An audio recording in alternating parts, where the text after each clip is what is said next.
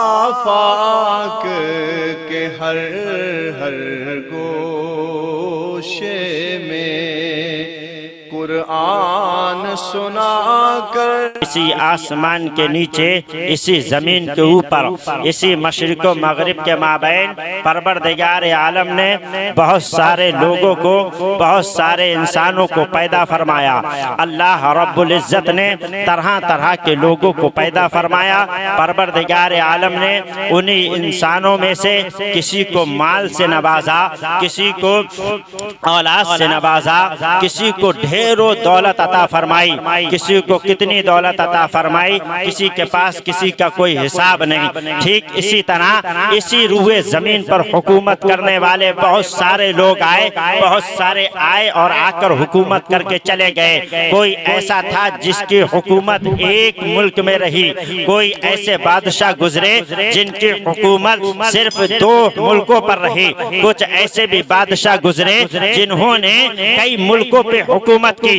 लेकिन इस पूरे दुनिया पर अगर कोई हुकूमत करने वाले बादशाह गुजरे हैं तो वो 4 बादशाह गुजरे हैं जिन्होंने पूरी रूए जमीन पर, पूरी दुनिया पर हुकूमत की थी। उन 4 बादशाहों में 2 बादशाह तो मोमिनीन गुजरे और 2 बादशाह काफिरों में से गुजरे। उन 2 बादशाह जो काफिरों में से गुजरे उनमें से एक को नमरूद कहा जाता है और एक और बादशाह गुजरा जिसको शिद्दात कहा जाता है, उसी को बुख्ते नजर भी कहते हैं। 2 बादशाह जो मोमिनीन में से गुजरे उसमें से एक हजरत सुलेमान अलैहिस्सलाम हैं और एक और बादशाह मोमिनीन गुजरे हैं। 2 बादशाह मोमिनीन गुजरे जिन्होंने पूरी रूए जमीन पर जो है हुकूमत की है। 2 बादशाह ऐसे गुजरे जिन्होंने पूरी रूए जमीन पर हुकूमत की है। लेकिन 2 काफिरों में से हैं, 2 मोमिनीन में से हैं। 2 काफिरों में से जो हैं उनमें से एक नमरूद है। यही नमरूद था हजरत इब्राहिम खलीलुल्लाह के जमाने का बादशाह था। पूरी रूए जमीन पर परवरदिगार आलम ने इसको हुकूमत अता फरमाई थी। मौला ने अपने फरिश्ते को नमरूद के पास भेजा और भेजने के बाद फरमाया था, ऐ फरिश्ते जा और नमरूद से जाकर कह देना कि अल्लाह रब्बुल इज्जत तुझसे ये चाहता है कि तू ईमान ले आ, अल्लाह की पाकी बयान कर, अल्लाह एक है, उसके सिवा कोई माबूद नहीं, उसी की इबादत करना, उसी की पूजा करना,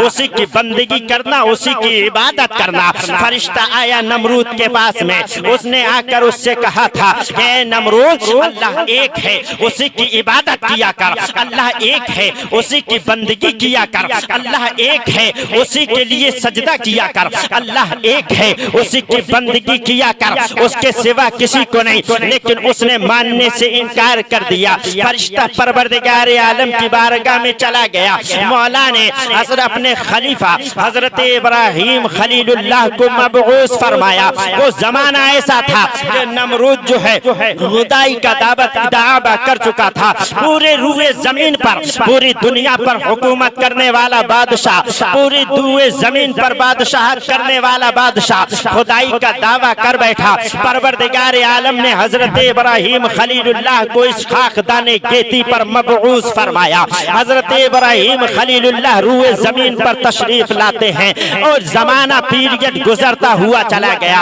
हजरत इब्राहिम खलीलुल्लाह के जमाने में भी, आपने कभी लड़कपन के जमाने में भी बुत की तरफ देखना गवारा नहीं किया, कभी उसकी तरफ जाते नहीं थे। उसका चाचा जिसका नाम आजर था, उसने कहा बेटा चलो हमारे यहाँ पर एक ईद मनाई जाती है, कल हमारे यहाँ बहुत बड़ा मेला लगेगा, आप भी चलना। हमारा मामूल ये रहता है कि हम पहले अपने बुतों के पास जाते हैं और बुतों के पास जाने के बाद में खाने लेके जाते हैं, प्रसाद लेकर जाते हैं, अपने बुतों के सामने खाना रख दिया करते हैं और वहां से उठकर हम मेलों में चले जाया करते हैं। जब वहां से वापस आते हैं अपने अपने प्रसादों को उठाकर उसको तकसीम करते हैं और उसको इसलिए खाते हैं ताकि हमारी जिंदगी आसान हो जाए। ऐ बेटा इब्राहिम आप भी मेले में चलना, चलना, आपने जाने से इनकार कर दिया। इधर ये लोग सारे के सारे जो हैं मेले में पहुंचे हैं। हजरत इब्राहिम खलीलुल्लाह ने एक कुल्हाड़ी उठाई,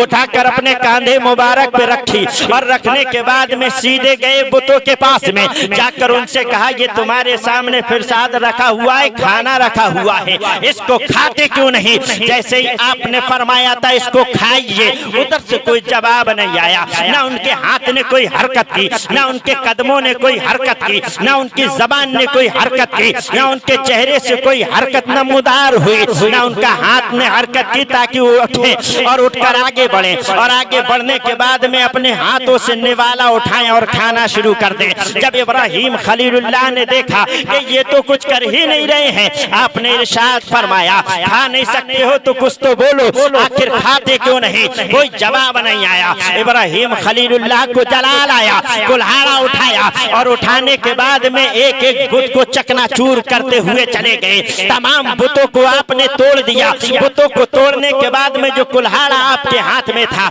आपने वो उठाकर सबसे बड़ा जो बुत था उसके कांधे पे रख दिया और रखकर आप वहां से चले गए। जब ये सारे के सारी कौम लौट कर आई है, वहां से मेले से लौट कर आए, आने के बाद अपने बुतों के घर के गए थे, गिरजा घर में गए थे, जाकर देखा खाने सारे रखे हुए हैं, लेकिन बुतों का हाल बेहाल है, तमाम चूरा चूर पड़े हुए हैं, तमाम को तोड़ दिया गया है। लोग समझ गए कि ये इब्राहिम अलैहिस्सलाम का काम है। आपको बुलाया गया और बुलाने के बाद में पूछा गया, हे इब्राहिम, क्या आपने इन बुतों को तोड़ा है? आपने फरमाया, मुझे क्या पता, ये इसके हाथ में कुल्हाड़ा है, ये तुम्हारा बड़ा बुत खड़ा हुआ है, इससे सवाल कीजिए ना, यही बताएगा। तब कौम ने बढ़ के कहा था, ये कैसे बताएगा, ये तो कुछ बोलता ही नहीं है, इसका तो मुंह हरकत नहीं करता, ये कुछ नहीं बता सकता। तब हजरत इब्राहिम खलीलुल्लाह ने बुलंद आवाज से पुकार के कहा था, एक कौम सुन ले, तुम इसको खुदा मानते हो जो बोलना नहीं जानता, तुम इसको खुदा कहते हो जो अपने हाथ से हरकत नहीं करता, तुम इसको खुदा मानते हो जो अपने पैर से चल नहीं सकता, तुम इसको खुदा मानते हो जो अपने कानों से सुन नहीं सकता, तुम इसको खुदा मानते हो जो अपने मुंह से बोल नहीं सकता, तुम इसको खुदा मानते हो जो अपनी आंखों से देख नहीं सकता। अब खुदा तो वो है जिसने आसमान को पैदा किया है, खुदा तो वो है जिसने जमीन को पैदा किया है, खुदा तो वो है जिसने बर्गो समर को पैदा किया है, खुदा तो वो है जिसने तमाम आलमीन को पैदा किया है, खुदा तो वो है जिसने आसमान में जो है सूरज को लगाया है, खुदा तो वो है जिसने आसमान में चांद को सजाया है, खुदा तो वो है जिसने आसमान में तारों को चमकने का एजाज बख्शा है, खुदा तो वो है जिसने रूए जमीन पे भानत भानत किस्म किस्म के लोगों को पैदा फरमाया है, किस्म किस्म के लोगों को उसने जो है परिंदों को पैदा फरमाया है। अमा खुदा तो वो है जिसने तुझे पैदा फरमाया है और जिसने मुझे पैदा फरमाया है, ये खुदा नहीं है, खुदा तो एक ही है। अगर तू चाहता है तेरी जिंदगी कामयाब हो जाए, अगर तुम ये चाहते हो कि तुम्हें जन्नत का परवाना मिल जाए, तो एक ही खुदा को पूछो, ला ताबुदूना इल्लल्लाह, अल्लाह एक है, उसी की इबादत करो, उसके सिवा कोई इबादत के लायक नहीं है। ये कहा इब्राहिम खलीलुल्लाह ने, समझ रहे हैं कि नहीं? उसके बाद में लोगों ने कहा इसने हमारे बुतों को तोड़ा है, इसको कुछ तो सजा दी जाए। मीटिंग हुई, एक गिरोह तैयार किया गया, एक मैदान के अंदर मीटिंग लगाई गई। किसी ने कहा क्या सजा दी जाए, दूसरे ने कहा ये सजा दी जाए, तीसरे ने कहा ये सजा दी जाए। एक आदमी आगे बढ़ा, आगे बढ़ने के बाद उसने कहा था कि ऐसा कीजिए, बहुत बड़ी आग लगाई जाए और उस आग में इब्राहिम को फेंक दिया जाए। 40 दिन तक आग में जो लकड़ियां इकट्ठी की गई और लकड़ियां इकट्ठी करने के बाद में 40 दिन के बाद में उसमें आग लगाई गई। लेकिन जिसने आग का मशवरा दिया था कि इब्राहिम खलीलुल्लाह को आग में फेंका जाए, उसके बारे में क्या हुआ आइए सुनिए। हजरत अब्दुल्लाह इब्ने उमर इरशाद फरमाते हैं, क्या तुम जानते हो? हाँ, हम नहीं जानते। कहा आप जानते हैं कि इब्राहिम खलीलुल्लाह को जब आग में फेंका जा रहा था, जिसने आग में फेंकने का ऐलान किया था और मशवरा दिया था,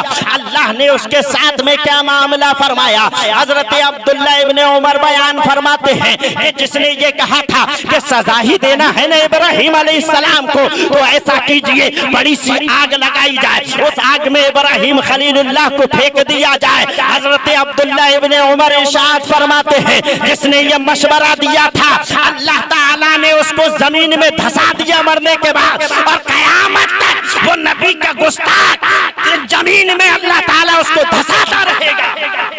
40 दिन तक लकड़ियां जमा की गई, लकड़ियों को फेंका गया, लकड़ियां इकट्ठी होती हुई चली जा रही हैं। 40 दिन गुजर गए। 40 दिन गुजरने के बाद में लोग वहां पे मन्नतें मांगने लगे। एक बुढ़िया बीमार थी, उसने कहा था कि अगर मैं ठीक हो गई तो जिस आग में इब्राहिम खलीलुल्लाह को फेंका जाएगा, मैं उसी आग में जो है लकड़ियां डालूंगी ताकि मैं ठीक हो जाऊं, और अगर मैं ठीक हो गई तो लकड़ियां उसमें डालूंगी। लोग मन्नतें मांगने लगे। अब लकड़ियां 40 दिन इकट्ठी हुई, और लकड़ियां इकट्ठी होने के बाद में उसको आग लगा दी गई। आग लगाने के बाद में जब आग तैयार हुई, उसके शोले आसमान से बातें करने लगे, उसकी गर्माहट लोगों को महसूस होने लगी। लोग दूर को हटने लगे और ताज्जुब में पड़ गए, अम्मा हमने आग तो लगा ली बहुत अच्छी, आसमान से बातें करती है ये आग, इसके शोले आसमान से लिपटते हैं और हमारे ऊपर इसकी जो है तपिश महसूस हो रही है।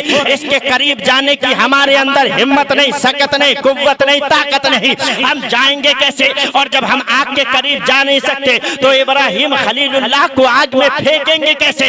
ये सोच ही रहे थे कि तब तक मशवरा देने के लिए इब्लीस आया, और आने के बाद में उसने कहा था आप इस जो है पड़े हुए इस बात पे कि इब्राहिम को इस आग में फेंका कैसे जाए। कहा हाँ कोई बात समझ में नहीं आती है, आग तो हमने तैयार कर दी, लेकिन हम अब इब्राहिम खलीलुल्लाह को उसमें फेंके कैसे? तब शैतान आगे बढ़ा, आगे बढ़ के उसने मशवरा दिया, आप फेंकना चाहते हैं? हाँ जी फेंकना चाहते हैं। तब कहा एक काम कीजिए, एक मिनजनीक तैयार कीजिए।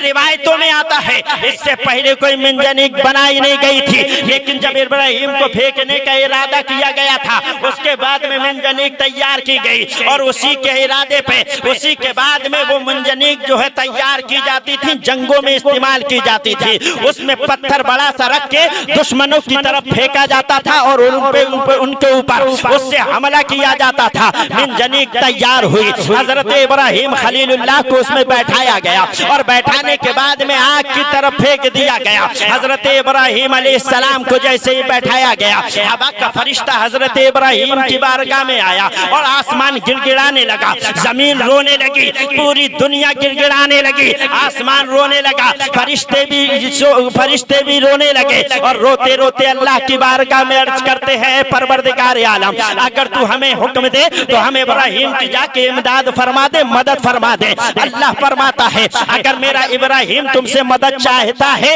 तो जाओ जाके उसकी मदद कर दो। हवा का फरिश्ता आया हजरत इब्राहिम खलीलुल्लाह के पास, ऐ इब्राहिम खलीलुल्लाह क्या आप चाहते हैं मैं आपकी इमदाद करूं? अल्लाह ने मुझे हवा के ऊपर मुझे है मामूर फरमाया है, मैं इतनी तेज की हवा चला दूंगा कि ये पूरी की पूरी आग बुझ जाएगी और आप सलामत रहेंगे। हजरत इब्राहिम खलीलुल्लाह ने फरमाया नहीं नहीं, मुझे आपसे कोई हाजत नहीं है, आप चले जाइए, अल्लाह मेरा मददगार है, हस्बी अल्लाह व निअमल वकील, मेरे लिए अल्लाह काफी है और वही मेरे लिए सबसे बेहतर कारसाज है, अल्लाह बेहतर जानने वाला है। हवा का फरिश्ता गया ही था, इतने में पानी का फरिश्ता हजरत इब्राहिम के करीब आया और आने के बाद में कहा था ए इब्राहिम खलीलुल्लाह क्या आप चाहते हैं मैं आपकी इमदाद करूं? आप कहेंगे तो मैं इतनी जोर की बारिश कर दूंगा कि ये जो है जितनी भी आग लगाई गई है तमाम आग बुझ जाएगी, आप सलामत रहेंगे। आपने फरमाया हस्बी अल्लाह व निअमल वकील, मेरे लिए मेरा अल्लाह काफी है,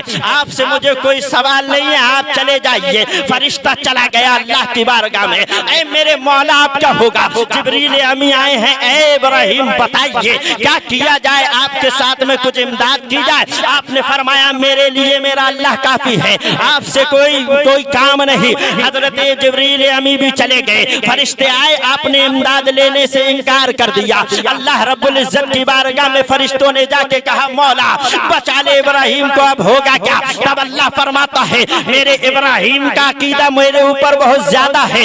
इब्राहिम जानता है कि उसका अल्लाह उसको मायूस नहीं छोड़ेगा। जैसे इब्राहिम खलीलुल्लाह को फेंका गया, परवरदिगार आलम ने आग से इरशाद फरमाया कुल्ला या नारो कूनी बर्दो व सलामन अला इब्राहिम।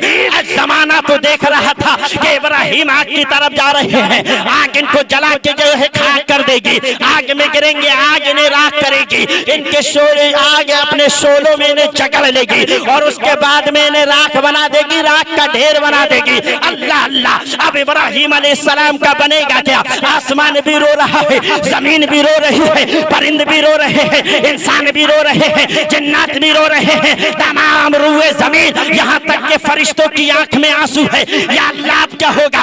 इब्राहिम को फेंका जा रहा है, लेकिन जैसे इब्राहिम को फेंका गया, इब्राहिम आपकी आग की तरफ जा रहे हैं। अल्लाह ने इरशाद फरमाया था कुल्ला या नारो कूनी बर्दो व सलामन अला इब्राहिम, ऐ आग मेरे इब्राहिम पे ठंडी हो जा और सलामती वाली हो। आग ठंडी हुई, सलामती वाली हो गई। हजरत इब्राहिम आग की गोश में जाके बैठ गए आराम से। एक दिन क्या हुआ, 40 दिन हो गए, हजरत इब्राहिम उसी के अंदर हैं। एक दिन नमरूद ने क्या देखा, ऊपर से अपने मकान की छत पे चढ़ने के बाद उसने देखा कि हजरत इब्राहिम खलीलुल्लाह के पास उन्हीं की शक्ल का एक फरिश्ता बैठा हुआ है, आदमी बैठा हुआ है, उनसे गुफ्तगू कर रहे हैं। परवरदिगार आलम ने उन्हीं की शक्ल का एक फरिश्ता उनके साथ में कर दिया था। हजरत इब्राहिम खलीलुल्लाह उससे बातें किया करते थे। जब नमरूद ने अपने मकान की छत से देखा था कि इब्राहिम खलीलुल्लाह की तरह एक और आदमी उनके पास में बैठा हुआ है, लेकिन फिर नमरूद करीब आया। आग के करीब आने के बाद में कहा था इब्राहिम, उसने सोचा कि हो सकता है बीच में आग जली ना हो, आग लगी ना हो, इसलिए इब्राहिम सलामत है। उसने कहा इब्राहिम खलीलुल्लाह आप बाहर निकल के आइए। सोच ये रहा था कि जब इब्राहिम खलीलुल्लाह बाहर निकल के आएंगे तो जब आग को पार करते हुए आएंगे, आग इनको जला देगी, मैं भी तो देखूं कि आग जला कितनी क्यों नहीं है। हजरत इब्राहिम खलीलुल्लाह से कहा इब्राहिम बाहर निकल के आइए। हजरत इब्राहिम खलीलुल्लाह निकल के आए। आग ने आपको छुआ नहीं, आग ने आपको पकड़ा नहीं, आग ने आपको जलाया नहीं, आग ने आपको छुआ नहीं, कोई कुछ हुआ नहीं। हजरत इब्राहिम खलीलुल्लाह बाहर आए। आने के बाद में नमरूद ने कहा था इब्राहिम खलीलुल्लाह ये जो आपके साथ में आपकी शक्ल का आदमी है ये कौन है? तब परवरदिगार आलम के प्यारे खलील ने जवाब दिया था ये फरिश्ता है, अल्लाह ने इसको मेरे पास भेजा था ताकि मैं इससे कुछ गुफ्तगू कर सकूं। सुन नमरूद, अल्लाह एक है, अल्लाह को मान ले, अल्लाह एक है, अल्लाह की इबादत किया कर, उसी ने मुझे पैदा किया है और उसी ने तुझे पैदा किया है।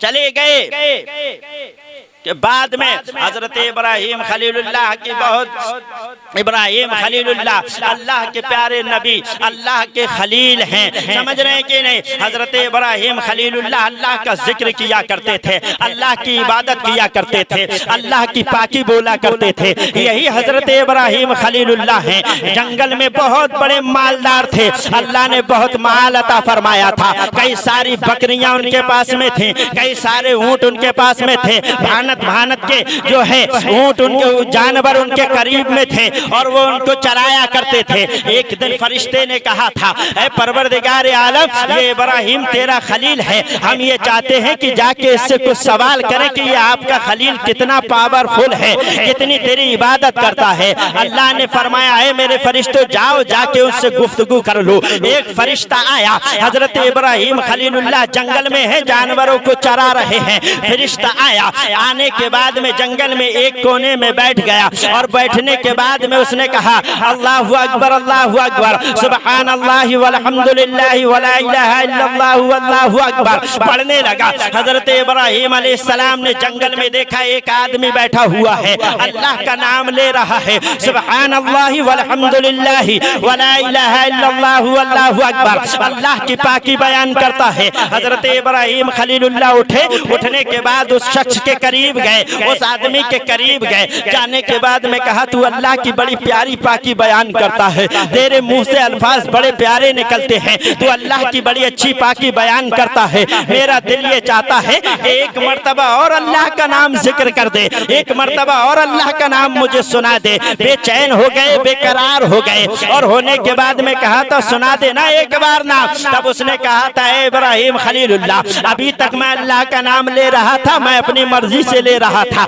लेकिन आप ये चाहते हैं कि मैं अल्लाह का नाम पुकारूं, तो उसके बदले में मुझे आपको कुछ देना पड़ेगा। इब्राहिम खलीलुल्लाह ने फरमाया बोल तुझे क्या चाहिए। तब उसने कहा था कि तेरे पास में बकरियां बहुत हैं, मुझे बकरियां दे दे, मैं अल्लाह का नाम पुकार दूंगा। हजरत इब्राहिम खलीलुल्लाह ने फरमाया मेरे पास जितनी बकरियां हैं जा मैंने राह खुदा में तुझे दी, अब अल्लाह का नाम मुझे सुना दे। उसने फिर से पढ़ा सुभान अल्लाहि वल्हम्दुलिल्लाहि वला इलाहा इल्लल्लाहु अल्लाहु अकबर। जैसे ही उसने कहा हजरत इब्राहिम खलीलुल्लाह ने फरमाया एक मर्तबा और अल्लाह का नाम ले दे। उसने कहा आपने जो बकरियां दी थी उसके बदले में मैंने पढ़ दिया, अब आप ये चाहते हैं कि मैं अल्लाह का नाम और लूं, तो आपको मुझे कुछ और देना पड़ेगा। आपने फरमाया जितने ऊंट मेरे पास हैं वो ले जा, वो भी आपको उसको दे दिया। आपने उसको दे दिया और देने के बाद में फरमाया अल्लाह का नाम तो ले ले। उसने ऊंट लिया और नाम लिया सुभान अल्लाहि वल्हम्दुलिल्लाहि वला इलाहा इल्लल्लाहु अल्लाहु अकबर। अल्लाह की पाकी बयान की। इब्राहिम खलीलुल्लाह ने पढ़ के कहा तू बहुत अच्छा अल्लाह का नाम पुकारता है, तेरे मुंह से बहुत अच्छे अल्फाज निकल रहे हैं, एक मर्तबा और मेरे रब का नाम मुझे सुना दे, एक मर्तबा और मेरे रब की पाकी बयान कर दे, एक मर्तबा और मेरे रब का प्यारा नाम मुझे सुना दे। फरिश्ते ने कहा था इब्राहिम आपने बकरियां मुझको दे दे, आपने ऊंट मुझको दे दिया, आपके पास इतनी गायें हैं ये भी मुझे दे दीजिए। आपने फरमाया जा मैंने ये भी तुझे दे दी। तमाम जानवरों को हजरत इब्राहिम खलीलुल्लाह ने उस फरिश्ते को दे दिया। अब उसने एक मर्तबा और कहा सुभान अल्लाहि वल्हम्दुलिल्लाहि वला इलाहा इल्लल्लाहु अल्लाहु अकबर। हजरत इब्राहिम खलीलुल्लाह ने सामान देने के बाद में फरमाया एक मर्तबा और मेरे रब का नाम ले देना। तब उसने कहा ए इब्राहिम खलीलुल्लाह जितने ऊंट थे अल्लाह का नाम सुनने के बदले में आप मुझे दे चुके, जितनी बकरियां आपके पास थी अल्लाह का नाम सुनने के बदले में आप मुझे दे चुके, जितनी भेड़ें आपके पास थी, जितना माल आपके पास में था, सब आपने अल्लाह का नाम सुन के मुझे अता फरमा दी है। लेकिन अब ये बताइए अब आपके पास कुछ बचा नहीं, आप मुझे क्या देंगे जो मैं अल्लाह का नाम आपको सुना दूं। तब इब्राहिम खलीलुल्लाह ने कहा था ऊंट थे वो मैंने तुझे दे दिए, लेकिन ऊंट को चराने के लिए एक नौकर तो तुझे चाहिए, बकरियों को चराने के लिए एक नौकर तो तुझे चाहिए। अल्लाह का नाम सुना दे, मैं तेरे जानवरों को चराऊंगा, मुझे नौकर बना ले। जैसे इतना कहा फरिश्ता रब की बारगाह में चला गया, कहा मौला तेरा खलील तो तेरी बहुत बड़ी पाकी बयान करता हुआ चला जा रहा है। समझ रहे हैं? तमाम चीजें राय खुदा में इब्राहिम खलीलुल्लाह ने पेश कर दे सिर्फ इसलिए कि अल्लाह का नाम सुनने को मिल जाए। यही इब्राहिम खलीलुल्लाह हैं। 3 दिन हो गए करते करते 3 दिन हो गए, 3 दिन हो गए ख्वाब आते आते अपने बेटे इस्माइल अलैहिस्सलाम को लिया, लेकर जंगल की तरफ चले और एक रस्सी ली, एक छुरी ली और लेकर चलने लगे। जैसे ही आप चले शैतान करीब आया, इब्राहिम कहाँ जाते हो? फरमाया अपने बेटे को ज़िबा करने के लिए जा रहा हूँ। आपने ख्वाब देखा है उसकी वजह से अपने बेटों को क्यों ज़िबा करने के लिए जा रहे हैं, छोड़ दीजिए। आपने फरमाया मेरे अल्लाह के लिए सब कुछ कुर्बान है। फिर उसने इस्माइल अलैहिस्सलाम पे दांव चला, आपने वे फरमा दिया अल्लाह जैसा चाहेगा वैसा ही होगा। उसके बाद में एक फरिश्ता हजरत इब्राहिम अलैहिस्सलाम के करीब में चल रहा था। फिर जब उसने शैतान ने देखा कि कुछ होने वाला नहीं है, हजरत इब्राहिम खलीलुल्लाह के सामने आया मोटी हालत में और आकर कहने लगा इब्राहिम रहने दीजिए, मत जाइए। एक फरिश्ता जो सामने हजरत इब्राहिम खलीलुल्लाह के पास में चल रहा था, उस फरिश्ते ने कहा इब्राहिम खलीलुल्लाह जमीन से कंकड़ उठाइए और उसके मारिए। आपने 7 कंकड़ कंकड़ियों को उठा के इब्लीस के मारा, तब वो दूर को चला गया। जैसे ही फिर से वो करीब आया, फरिश्ते ने कहा कंकड़ी उठा के इसके मारिए। फिर से इब्राहिम खलीलुल्लाह ने 7 कंकड़ियां मारी। उसके बाद में हजरत इब्राहिम खलीलुल्लाह चले। जैसे ही चले कुछ ही लम्हात बड़े थे, इब्लीस फिर से करीब आ गया। फरिश्ते ने कहा था इब्राहिम खलीलुल्लाह कंकर को उठाइए और उठा के मार दीजिए। हजरत इब्राहिम खलीलुल्लाह ने जब कंकर को मारा, इब्लीस दूर चला गया। पता ये लगा जब एक मर्तबा कंकर को मारा गया, इब्लीस दूर हटा, दूसरी मर्तबा मारा गया, इब्लीस दूर हटा, तीसरी मर्तबा मारा गया कंकर, तब वो और दूर हटा। 7 कंकड़ियां हजरत इब्राहिम खलीलुल्लाह ने उसकी तरफ को फेंकी थी और वो दूर चला गया था। परवरदिगार आलम ने इस सुन्नत इब्राहिमी को आज तक के लिए नहीं बल्कि क़यामत तक के लिए जारी रखा है। जो भी हाजी हज करने के लिए जाएगा उसके ऊपर सुन्नत इब्राहिमी जो है लाजिम कर दी गई कि जब तू अरकान अदा कर ले, सफा मरवा की शय भी कर ले, कुर्बानी भी कर ले, मीज़ाब रहमत को भी देख ले, जन्नतुल बकी को भी देख ले, तमाम जो है मक्के के जमाल को देख ले, वह गुंबद खजरा के जलाल को देख ले, देखने बीज मीज़ाब रहमत को देख ले। देखने के बाद में सब कुछ करने के बाद में सुन्नत इब्राहिमी भी अदा कर ले। अगर तू अदा कर लेगा तब तेरा हज कबूल हो जाएगा। ये इब्राहिम खलीलुल्लाह जिंदगी गुजरती हुई चली गई। हजरत इब्राहिम खलीलुल्लाह ने अपने बेटे को लेके पहुंच गए और जाने के बाद में जैसे ही आपको जंगल में ले जाके आपके हाथों को बांधा, बेटे ने कहा था बाप अपने आंखों पे जो है बांध दीजिएगा पट्टी, ताकि जो है आपका दिल पिदर की वजह से आपका दिल जो है हम कुर्बानी करने से हट ना जाए। आपने जो है चलाई छुरी। तारीख कहती है, हम अपनी तरफ से कुछ नहीं कहते, तारीख कहती है कि इब्राहिम अलैहिस्सलाम ने हुल्कूम इस्माइल पर छुरी को रख के चलाया था। तब छुरी ने उनके गले को काटा नहीं, दोबारा चलाया काटा नहीं, दोबारा चलाया काटा नहीं, लेकिन उसी छुरी को परवरदिगार आलम के प्यारे खलील ने एक पत्थर पे जब मारा था तो पत्थर के कई टुकड़े हो गए और कहने लगे आप एक छुरी तुझे इतने बेहतरीन पत्थर पे, इतने सख्त पत्थर पे अगर मैं तुझे मारता हूँ तो तू उसके टुकड़े टुकड़े कर देती है, और इसी छुरी तुझको अगर नर्म गले इस्माइल के गले पे चलाता हूँ तो तुम मुत्तर हो जाती है, काटती नहीं। आखिर वजह क्या है, आखिर मामला क्या है, आखिर मुअम्मा क्या है? तब कहा था इब्राहिम तू तो कहता है कि काट, परवरदिगार आलम कहता है काटना नहीं चाहिए। इन्होंने चलाया था, जिब्रील दुम्बा लेके आए थे, दुम्बा ज़िबा हो गया, इस्माइल महफूज रह गए।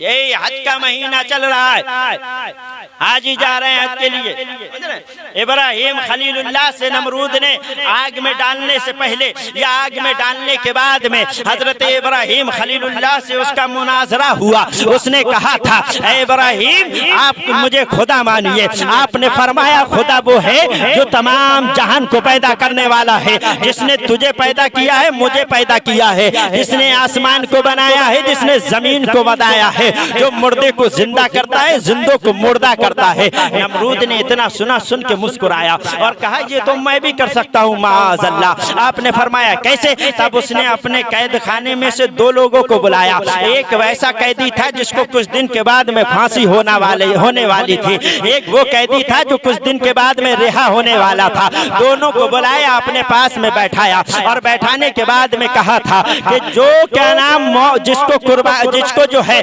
फांसी होने वाली थी, उससे नमरूद ने कहा जा मैंने तुझे रिहा किया, और जो रिहा होने वाला था उससे कहा इसको फांसी दे दो। अब दोनों कैदी चलने लगे। जो रिहा होने वाला था उसको फांसी का हुक्म दिया, जो फांसी पे चढ़ने वाला था उसको रिहा कर दिया, और रिहा करने के बाद में कहा इब्राहिम देख मैं भी जो है जलाता हूँ और मारता हूँ। हजरत इब्राहिम अलैहिस्सलाम चाहते तो उसकी बचकानी दलील को की धज्जियां उड़ा देते, लेकिन आपने दलील उलूहियत का एक पहाड़ नमरूद के सामने रखा। आपने फरमाया सरसरी तौर पर कि तू ये कहता है कि मैं भी जलाता हूँ, मैं भी मारता हूँ, अगर तू वाकई खुदा है तो मेरा रब मशरिक से सूरज निकालता है, तू मगरिब से निकाल, तब मैं तुझको खुदा मानूंगा। लेकिन फबुहितल्लज़ी कफर, टूट गई उसकी कमर, ना निकाल सका। लेकिन यही दलील उलूहियत तारीख के सफहात पे जिंदा रही।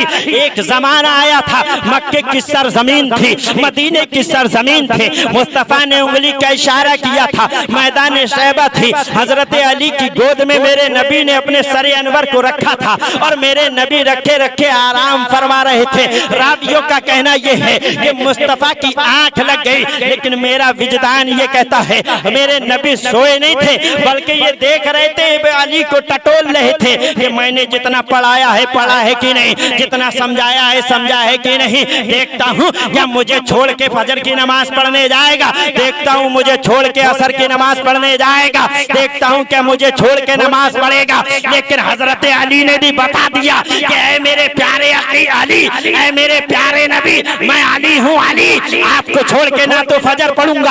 आपको वो तो किसी और का अकीदा है जो आपको छोड़ के फजर की पढ़ता है, वो तो किसी और का अकीदा है जो आपको छोड़ के जोहर की पढ़ता है। ऐ मेरे परवरदिगार आलम के प्यारे महबूब, मैं अली हूँ अली, ना आपको छोड़ के फजर की, ना आपको छोड़ के फजर पढ़ूंगा, ना आपको छोड़ के असर पढ़ूंगा, ना आपको छोड़ के मगरिब पढ़ूंगा। जब भी पढ़ूंगा तो आपके साथ में ही पढ़ूंगा। हजरत अली करमल्लाहु ताला वजहुल करीम उठे नहीं, नमाज का वक्त चला गया चला गया चला गया, सूरज गुरूब हुआ। हजरत अली की आंख से आंसू निकला, मुस्तफा के रुखे अनवर पे गिरा। मेरे नबी की आंख खुली, आंख खुलने के बाद मुस्तफा ने देखा हजरत अली रो रहे हैं। आपने फरमाया अली तुझे किस चीज ने रुलाया है? हजरत अली ने फरमाया, अर्ज किया ऐ परवरदिगार आलम के प्यारे महबूब, मेरी नमाज असर कज़ा हो गई। मेरे नबी ने फरमाया कि अली मुझे उठा लेते, नमाज अदा कर लेते। आपने कहा या रसूल अल्लाह, मेरे दिल ने गवारा न किया कि आपको उठाकर नमाज पढ़ी जाए। या रसूल अल्लाह, मैं आप आराम फरमा रहे थे, आपके आराम में खलल डालने की मेरी जुर्अत ना हुई, हिम्मत ना हुई।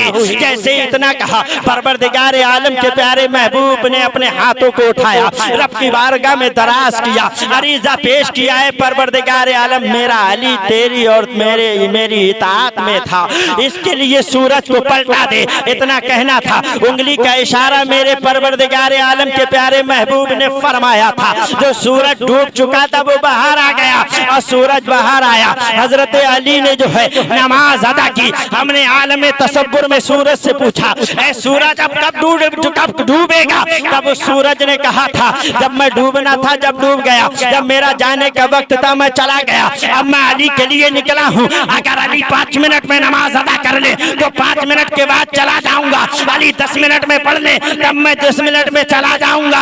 अली 20 मिनट में पढ़ ले तब मैं 20 मिनट के लिए चला जाऊंगा। जब मैं निकला था जमाने के लिए, अब निकला हूँ अली और मुस्तफा के लिए। आला हजरत बोले, सूरज उल्टे पांव पलटे, चांद इशारे से हो चाक, अंधे नजदी देख ले कुदरत रसूलुल्लाह की।